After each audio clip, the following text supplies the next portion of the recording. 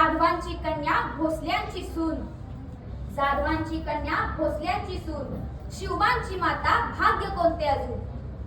हिंदवी स्वराज्याची पताका नभी अभिमानाने डोलते, हिंदवी स्वराज्याची पताका नभी अभिमानाने डोलते. लक्ष देऊ नाही का मी जिजाऊ बोलते. आमच्या डोळ्यांसमोर आमच्या भावांना आणि आमच्या वडिलांना मारले गेले होते. एवढेच काय तर आमच्या पोटचा गोळा आमचे थोरले पुत्र संभाजीराजांना दगाफटक्याने मारले गेले होते. आया बहिणी सुरक्षित नव्हत्या.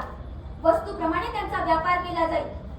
आया बहिणींचा होणारा व्यापार, परचक्रात भरडली जाणारी जनता, हे सर्व आम्हाला पाहावले गेले नाही. हृदयातील जखमा भळाभळा वाहत होत्या. म्हणून आम्ही आई जगदंबेला साकडे घातले.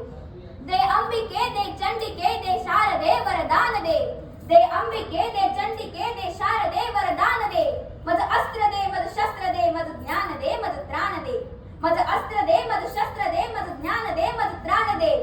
गुणवंत कीर्ती आस दे चिरपाडण्यास सामर्थ्य दे, गुणवंत कीर्ती आस दे चिरपाडण्यास सामर्थ्य दे. आणि आई जगदंबेने आमची ही हाक ऐकली आणि आम्हाला शिवबांसारखे पुत्ररत्न लाभले, ज्यांनी जननी आणि जन्मभूमी दोघींची अस्मिता राखली. रयतेच्या हक्काचे स्वतःचे राज्य स्वराज्य निर्माण केले, ज्या स्वराज्यामध्ये स्त्रीला आदराचे व मानाचे स्थान होते. पण आज आम्ही पाहतो तर काय, या समाजामध्ये स्त्री सुरक्षित आहे का? आज जर आपण समाजात पाहिलं तर काय दिसतं?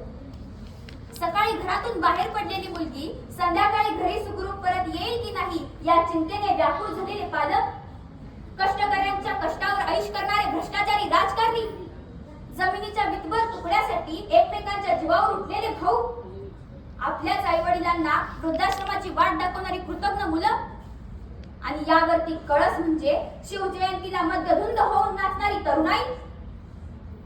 ही शोकांतिका पाहिली की वाटते, याचसाठी केला होता का आम्ही स्वराज्याचा अट्टहास? याचसाठी लावले होते का आम्ही आमचे वात्सल्य दावणीला? अजूनही वेळ गेलेली नाही. उठा, जागे व्हा. पुन्हा परकीय गुलामगिरी यायला वेळ लागणार नाही. आज समाजामध्ये भ्रष्टाचाराची व्याप्ती पाहता त्याचा संहार करण्यासाठी असंख्य शिवबा जन्माला आले पाहिजे. पण असंख्य शिवबा जन्माला येण्यासाठी आधी असंख्य जिजाऊ जगल्या पाहिजेत, ज्या आज गर्भामध्येच मारल्या जातात. अशात जर जिजाऊ गर्भामध्ये मारल्या गेल्या तर कसे घडतील छत्रपती शिवाजीराजे आणि कसे घडतील छत्रपती संभाजीराजे?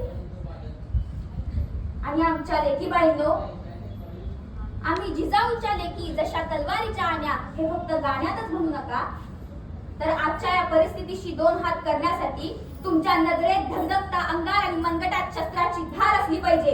मग तुमच्याकडे कोणी वाकड्या नजरेने पाहण्याची हिंमत तर सोडाच, तसा कोणी विचार देखील करणार नाही. ना वाकणार ना झुकणार, अन्यायाविरुद्ध पलटून वार करणार. ना वाकणार ना झुकणार, अन्यायाविरुद्ध पलटून वार करणार. सन्मानाने जगणार आणि सन्मानानेच मरणार. दाखवून द्या या जगाला